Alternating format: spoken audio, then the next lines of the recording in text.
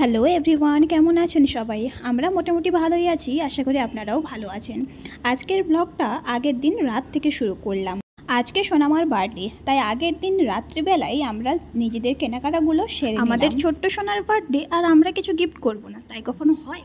তাই আমরা আগের দিন রাতেই ওকে নিয়ে বেরিয়ে পড়েছিলাম ওর জন্য কিছু কেনার জন্য। তার সাথে সাথে আমার গ্রসারি আইটেমগুলো কিছু দরকার ছিল, তাই আমি গ্রসারি শপ থেকে এগুলোও তুলে নিলাম। ভাবতেছে এতগুলো জিনিস দেখে দেখে আমি কি নেই নাকি। এদিকে আসো, এটাই নেবে? এত সুন্দর সুন্দর জামাগুলো দেখে কোনটা ছেড়ে কোনটা নেব সেটাই বুঝে উঠতে পারছি না। আসলে এত কিউট কিউট জামা দেখেই পছন্দ হয়ে যাচ্ছে, তাই ইচ্ছে করছে সবগুলোই একটা করে নিয়ে নিই। জানেন, বেবি হওয়ার আগেও কিন্তু আমি চাইছিলাম আমার মেয়ে হোক, সুন্দর সুন্দর জামা পরাবো, সুন্দর করে একটু সাজাবো। এবার আপনারা বলবেন যে মেয়ে হয়েছে বলে হয়তো বলছে আমি চাইছিলাম মেয়ে হয়েছে, কিন্তু না, সত্যি সেটা না। আমি মনে মনে চাইছিলাম যে আমার মেয়ে হোক, আমি সুন্দর সুন্দর করে জামা পরাবো, সাজুগুজু করাবো। আসলে ছেলেদের তো জামার কোনো স্টাইলই নেই, সেই প্যান্ট শার্ট না হলে টি শার্ট, ব্যাস এইটুকুই। আজকে যাই হোক শপিং করে চলুন বাড়ি ফেরা যাক। পরের দিন দুপুরে, অর্থাৎ যেদিন আমার সোনামায়ের জন্মদিন, সেই দিন দুপুরে নিজের হাতে কয়েকটা পদ রান্না করেছিলাম। যেটুকু পেরেছি সকাল থেকে সেইটুকু দিয়েই আজকের রান্নাটা কমপ্লিট করেছি। সোনামায়ের বার্থডে আর তার মা তাকে কিছু খাওয়াবে না, সেটা কখনো হয়? সকাল থেকে রান্নাঘরে বসে বসে একেবারে ঘাম ঝরিয়ে সোনামায়ের জন্য কয়েকটা পদ রান্না করেছি। এদিকে বাবুকে স্নান করিয়ে রেডি করে দিয়েছি, আর ওইদিকে আমার জোগাড় যন্ত্র চলছে।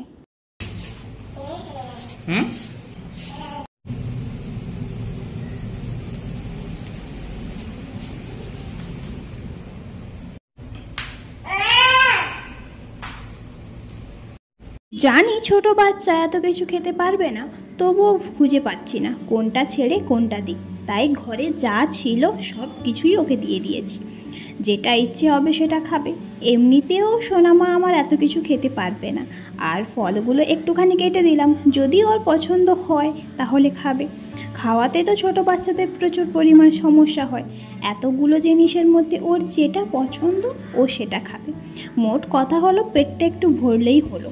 এর মধ্যেই আবার আমাদেরও একটু পেট পুজো হয়ে যাবে। প্রত্যেক দিন তো আর এত কিছু রান্না করা সম্ভব হয় না, তাই মেয়ের জন্মদিন উপলক্ষে যে কটা পদ রান্না করেছি সেগুলো দিয়ে আমাদের কিন্তু আজকে বেশ ভালো মতো খাওয়া হবে। কারণ অনেক দিন পর আজকে আমি এতগুলো রান্না করেছি জানেন। একা হাতে ইচ্ছে তো ছিল আরও অনেক কিছু করার, বাট সম্ভব হয়ে ওঠেনি। দুপুর প্রায় গড়িয়ে গেছে, আর মেয়ের আমার টাইম হয়ে গেছে খাওয়ার। ওকে তো টাইম মতোই খাওয়ার দিই, তো এক আধ দিন একটুখানি দেরি হয়ে গেছে, তো আর কত দেরি করব বলুন? একা হাতে যতটা সম্ভব ততটা পেরে ওকে বসিয়ে দিয়েছি খাওয়ানোর জন্য। ও এবার খেতে থাক, বাকি জিনিসগুলো দাঁড়ান আমি নিয়ে আসি। এটা খাবে? আচ্ছা, আচ্ছা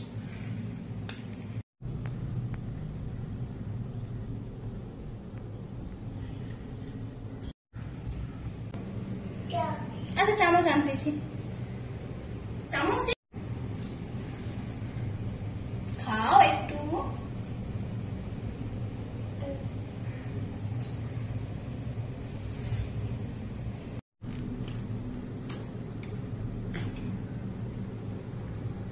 মেয়ে আমার পুরো ঘাবড়ে গিয়েছে কোনটা ছেড়ে কোনটা খাবে, তাই কিছু খুঁজে না পেয়ে ও একেবারে দৌড় দিয়েছে।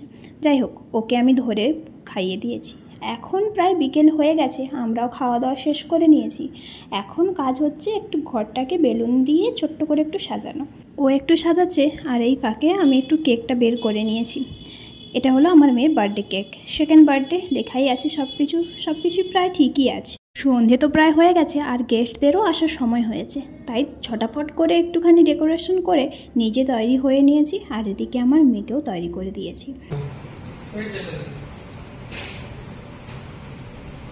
Happy birthday to Maria, happy birthday to you. নাম क्या? Maria. Happy birthday to you.